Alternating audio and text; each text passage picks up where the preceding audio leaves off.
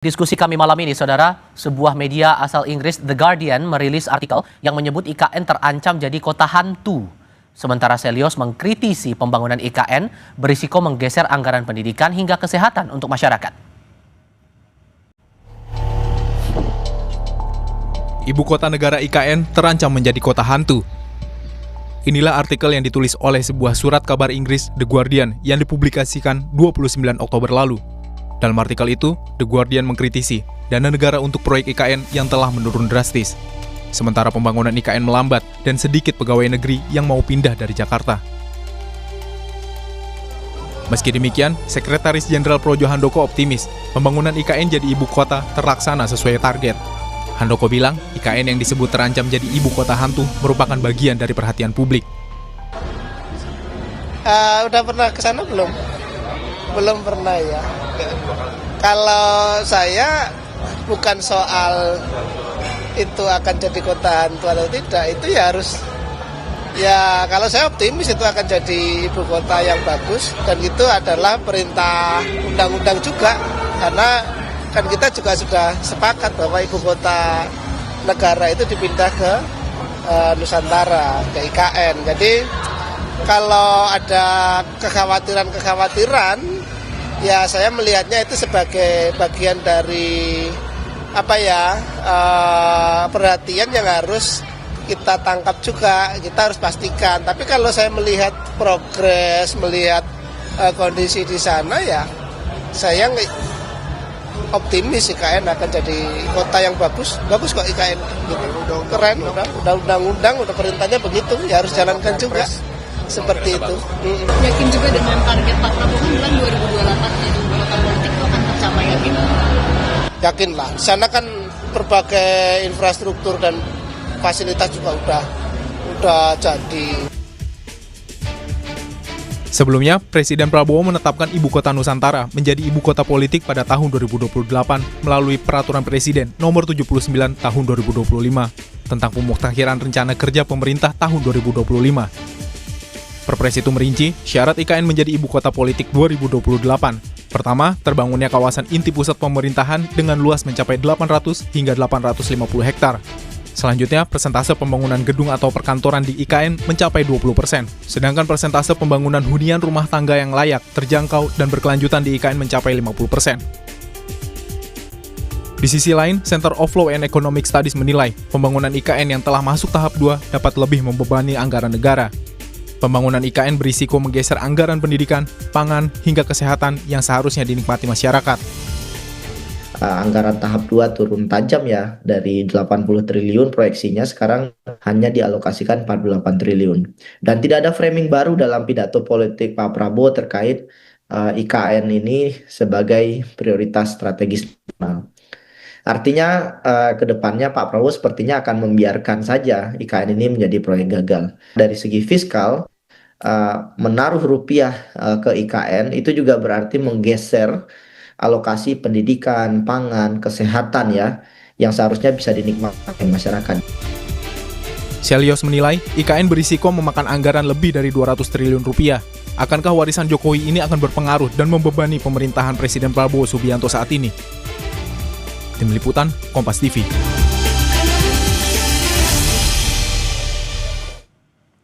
Di lain pihak, Sekjen PDI Perjuangan Hasto Kristianto bilang, sebelumnya Ketua Umum PDI Perjuangan Megawati Soekarno Putri berulang kali mempertanyakan urgensi atas pembangunan proyek kereta cepat Wush.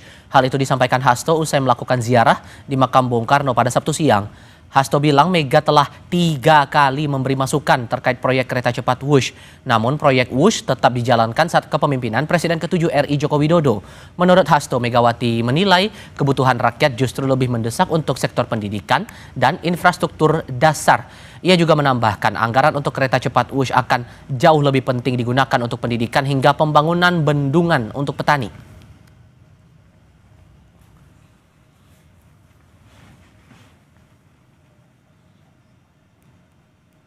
Proses penguasaan teknologi termasuk kereta api cepat akan lebih hebat lagi kalau dikerjakan oleh anak bangsa. Termasuk saat itu Ibu Mega mengusulkan daripada kereta api cepat lebih baik untuk membangun double track kereta api. Termasuk misalnya di Sumatera itu kan perlu terobosan transportasi publik. Jadi paradigma transportasi publik bagi kepentingan publik itu jauh lebih dikedepankan. Tapi ketika saat itu Presiden Jokowi mengambil keputusan, ya tentu itu keputusan dari Presiden. Tapi sebagai partai politik kami telah memberikan masukan-masukan bahkan sekitar 3 kali terkait dengan hal tersebut. Kita bahas warisan-warisan Presiden ke-7 RI Joko Widodo seperti IKN dan WUSH, serta posisinya dalam pemerintahan Presiden Prabowo bersama para narasumber. Bergabung saat ini politisi Partai Solidaritas Indonesia Valdo Maldini, bergabung juga bersama kami politisi PDI Perjuangan Ferdinand Hutahean, dan Direktur Eksekutif Trias Politika Strategis Agung Baskoro. Selamat malam semuanya dengan Tifal di sini, apa kabar? Selamat malam, Terima kasih sudah bergabung bersama kami kali ini. Soal WUSH, masih ada tanggungan utang cukup besar. Kemudian ada pandangan narasi Pak Prabowo untuk IKN kelanjutannya ini belum terlalu tegas. Sehingga sesungguhnya Bung Valdo sebagai bagian dari partai pendukung pemerintah saat ini, Pak Prabowo, apakah sebetulnya Pak Prabowo menanggung beban yang berat untuk melanjutkan warisan Pak Jokowi ini? Iya, kami kira langkah Presiden Prabowo ini menunjukkan bahwa gaya kepemimpinan beliau itu solutif. Karena beliau tuh nggak menutupi masalah. Tapi kemarin dalam pekan lalu beliau langsung menunjuk tim ekonomi untuk membereskan hutang-hutang tersebut. Jadi ini diselesaikan dengan kepala yang dingin, bukan drama politik. Nah, yang kedua, bicara soal hutang, yang menjadi fokus itu adalah sebenarnya restrukturisasi pembayarannya dan efisiensi. Karena apabila kita menerjemahkannya bahwa bayar hutang dalam arti sempit, itu tidak begitu, tapi restrukturisasi pembiayaan. Jadi hal ini akan membuat beban negara lebih ringan, namun proyeknya tetap hidup dan tetap produktif. Karena kita tahu WUSH sendiri berdasarkan statement dari Ketua Dewan Ekonomi Nasional beberapa hari yang lalu, bahwa telah bisa untuk menutupi OPEX-nya dan dengan mengangkut sekitar 12 juta penumpang. Ini seperti refinancing, Mas, bahwa kita memperbaiki bunga, memperbaiki tenor, sehingga skema bagi hasil antara KCIC, Himbara, dan BUMN-nya itu ada terbagi merata. Dan yang ketiga, konteksnya itu kan proyek infrastruktur itu pasti punya penyesuaian, karena sepengetahuan kami, bahwa semua proyek besar di dunia pasti biasa dengan yang namanya cost adjustment seperti ini. Jepang, Cina, Korea, Eropa, semuanya sama kok. Bedanya di Indonesia memang sekarang lebih transparan, lebih terbuka, lebih ramai nih kita diskusinya. Dan yang nggak kalah jauh lebih penting adalah Pak Prabowo meminta Danantara untuk terlibat. Kenapa?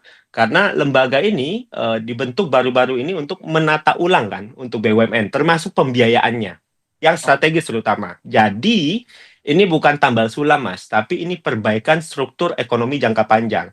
Dan yang nggak kalah jauh lebih penting adalah keterlibatan Menko Perekonomian dan Menkyu yang menjadi jangkar. Baik. Karena dipastikan untuk menjaga skema pembiayaannya itu memang sesuai dengan kemampuan negara kita. Kira-kira itu. Bang Ferdinand, kalau Anda melihatnya dari PDI Perjuangan, ini nuansa kebatinannya Pak Prabowo harus menanggung beban yang cukup beratkah untuk melanjutkan proyek peninggalan Pak Jokowi, IKN dan WUSH ini?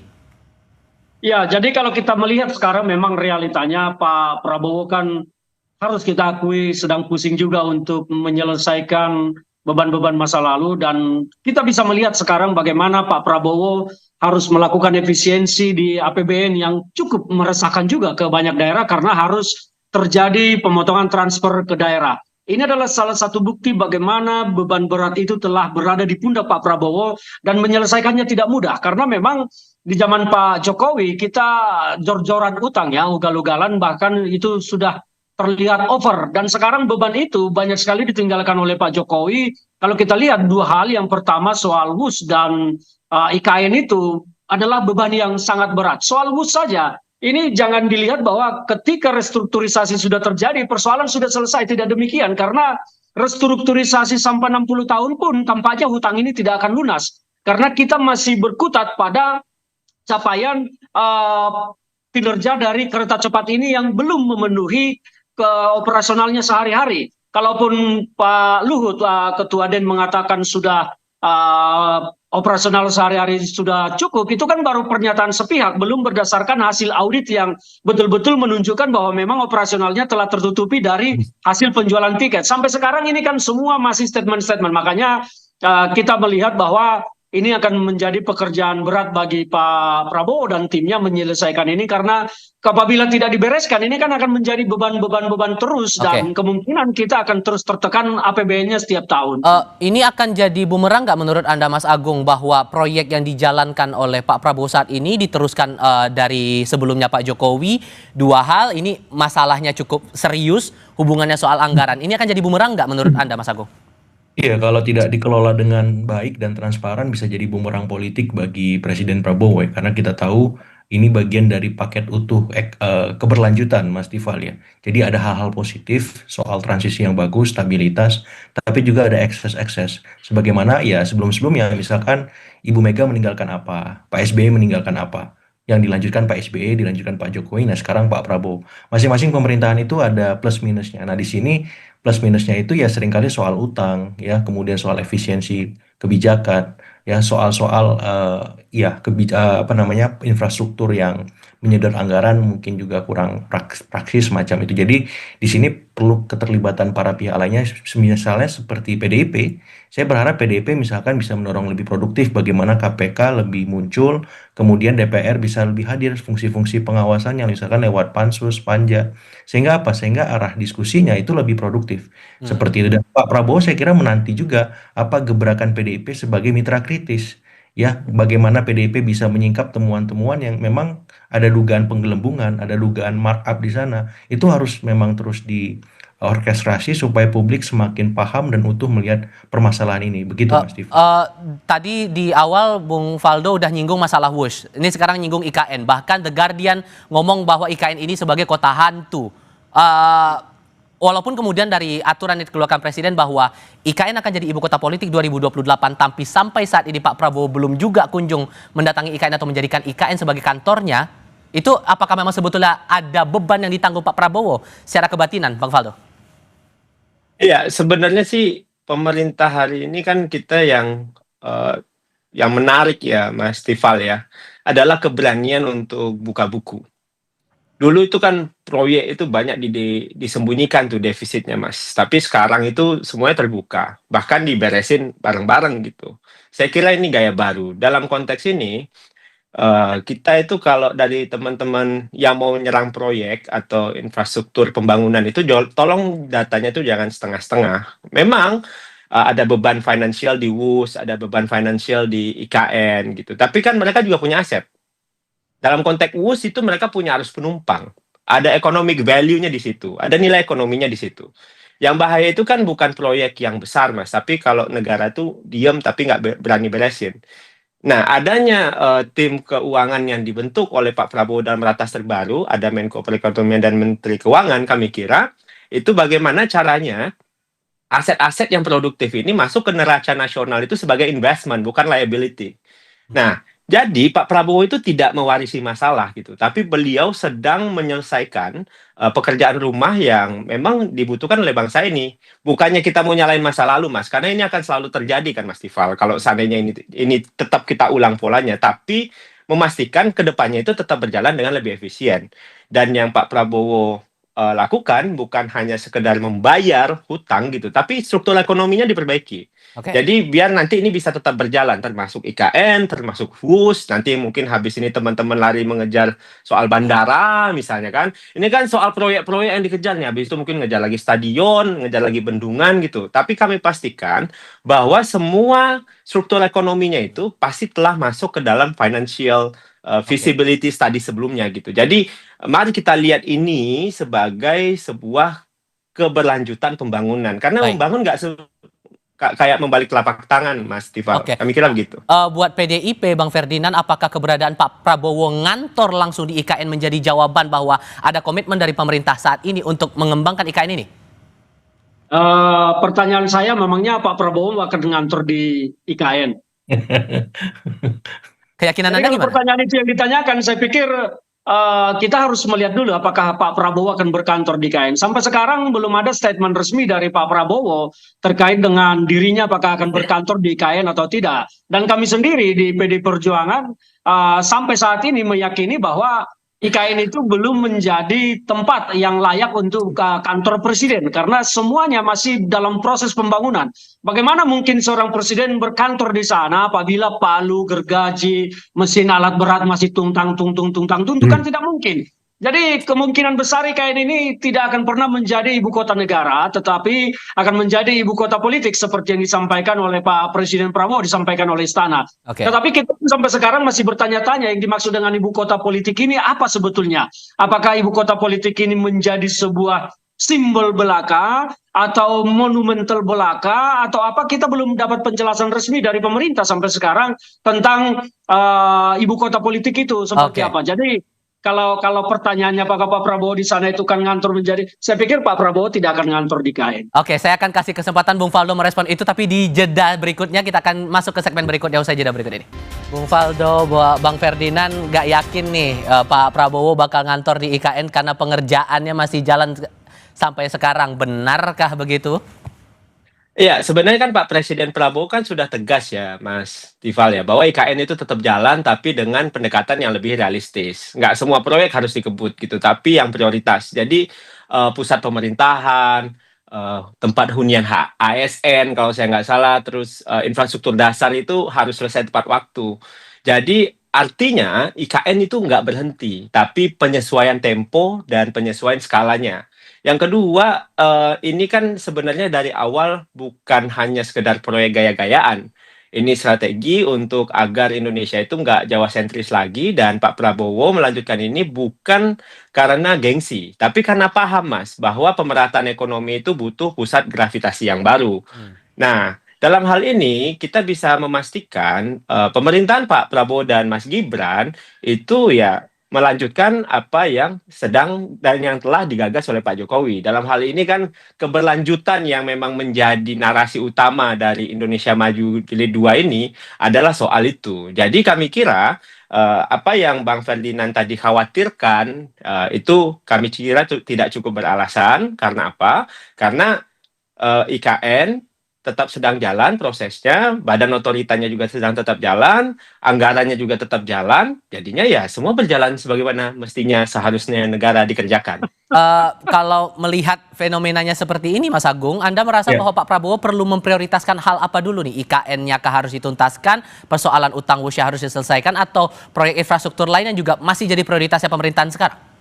Ya, saya kira Pak Prabowo punya hasta cita ya, Mas ya. Orientasi pembangunannya berbeda dari Pak Jokowi. Kalau Pak Prabowo fokus ke SDM ya, penguatan kapasitas SDM lewat MBG, lewat sekolah rakyat, kelurahan merah putih semacam itu. Nah, saya melihat memang kalau dalam temuan media monitoring kami sepanjang April Mei itu memang ada semacam relaksasi relasi, Mas Tifal ya. Kalau isu pertama itu waktu itu matahari kembar. Nah, masuk bulan Oktober November ini isu soal polisinya Pak Jokowi, ya apakah itu WUS, apakah itu soal IKN. Jadi makin ke sini relaksasi relasi antara Presiden ke-8 dengan Presiden ke-7 itu semakin jelas.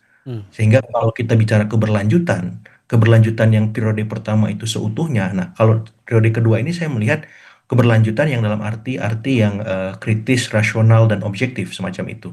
Dan makin tahun ketiga dan seterusnya ini akan semakin masuk dalam titik keseimbangan. Artinya kita tidak bisa melihat misalkan Pak Jokowi atau Pak Prabowo sangat mesra saja misalkan. Kemudian makin lama makin rasional tuh. Ya apalagi kalau jelang tahun-tahun politik 2027, 2028, bahkan 2029. Karena bisa jadi Pak Prabowo bisa sama Mas Gibran atau Pak Prabowo terpisah dari Mas Gibran semacam itu. Jadi Sorry saya potong, karena yang juga menarik dicermati begini juga Mas Agung. Kalau kemudian proyek-proyek ini tidak diteruskan, maka secara politik sedikit banyaknya ada yang berpandangan ini akan berimbas pada citra dari kedua tokoh ini. Apakah akan sedalam itu menurut Anda? Kalau diteruskan atau tidak, saya kira diteruskan ya Mas. Karena kan ini keberlanjutan. Dan Pak Prabowo saya pikir orang yang konsisten dan menjaga legasi itu. Tapi masalahnya keberpihakan itu kan akan dilihat di berapa banyak anggaran yang akan diturunkan oleh Pak Prabowo setiap tahunnya. Nah, makin ke sini kan makin kecil angkanya. Itu keberpihakan paling real, paling nyata sebuah pemerintahan terhadap pemerintahan sebelumnya. Karena Pak Prabowo juga punya program ya yang hasta cita quick win itu. Dan itu juga membutuhkan program besar. Jadi kalau ditanya apakah program ini dilanjutkan, iya. tapi anggarannya tidak bisa sebesar sebelum-sebelumnya. Nah, itu sebuah relaksasi relasi yang saya maksudkan semacam itu. Jadi, relasi ini akan terus diuji lewat isu, lewat fiskal, lewat hal-hal lain. Dan di sini kita akan lihat bagaimana seni kepemimpinan Presiden Prabowo dan seni ya Presiden ketujuh Pak Jokowi merespon itu. Apakah tetap bisa menerima relaksasi relasi ini? Kalau dalam bahasa pandemi itu new normal ya. Apakah memang bisa diterima begitu saja atau ada rasionalisasi juga dari Pak Jokowi dan seterusnya. Tapi yang penting yang jelas kita akan melihat bagaimana ya dinamika relasi antara Pak Prabowo dengan Pak Jokowi di tahun-tahun ya kedua dan berikutnya jelang tahun politik juga ya seperti itu. Oke, nah Bung Faldo, kalau Anda melihatnya dari sejauh ini proyek dijalankan di era pemerintahan sekarang, apakah peran Pak Jokowi masih punya pengaruh untuk memastikan proyek ini berjalan di pemerintahannya Pak Prabowo? Ya, tentunya kalau seandainya pengaruh dipersepsikan sebagai seseorang yang mengatur dan sebagainya, kami kira itu terlalu berlebihan. Namun, tentunya ketika Pak Prabowo dan Pak Jokowi berdialog, bertemu, beberapa kali mereka melakukan pertemuan yang baik yang dipublikasi maupun yang tidak dipublikasi hasilnya, tentunya mekanisme untuk saling sharing dan saling mengevaluasi juga ada. Dan tidak boleh kita lupa juga bahwa presiden sebelumnya itu juga terlibat dalam proyek-proyek yang digagas oleh Pak Prabowo. Salah satunya yang paling konkret adalah Danantara. Di sana ada Pak SBY, di sana ada Pak Jokowi.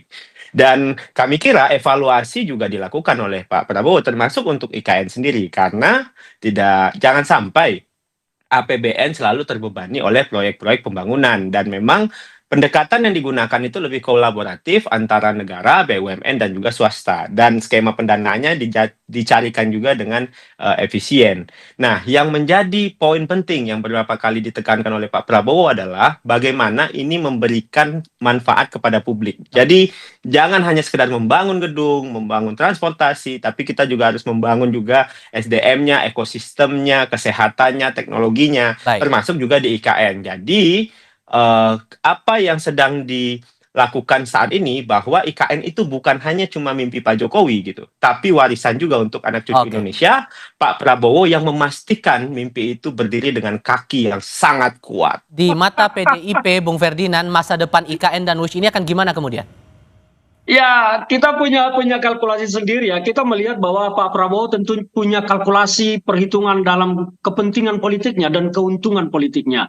IKN ini sekarang menjadi beban kepada Pak Prabowo, maka dilaksanakan dengan sangat rasional dan sangat perhitungan yang sangat matang. Karena bagi beliau, IKN ini sukses tidak akan membawa keuntungan politik bagi Gerindra maupun bagi Pak Prabowo sendiri. Tetapi yang untung secara politik nanti di sini adalah Pak Jokowi. Pak Jokowi ya tentu kalau untung secara politik akan mengalir ke PSI karena beliau sekarang di PSI.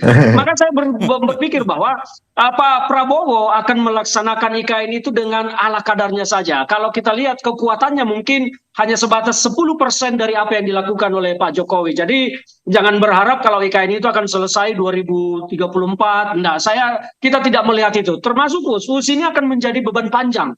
Karena restrukturisasi ini kan 60 tahun baru bicara tentang pokoknya saja itu sudah harus dicicil 2 triliun. Karena hutangnya hampir 120 triliun. Belum lagi bunganya 2% setahun. Itu hampir 2 triliun juga. Jadi WUSH ini akan menjadi beban panjang bagi pemerintahan Pak Prabowo dan presiden-presiden berikutnya. Mungkin 5 generasi presiden nanti akan terus terbeban dengan WUSH. Kecuali Indonesia tiba-tiba kaya raya, akhirnya sudah kita lunasi 100 triliun.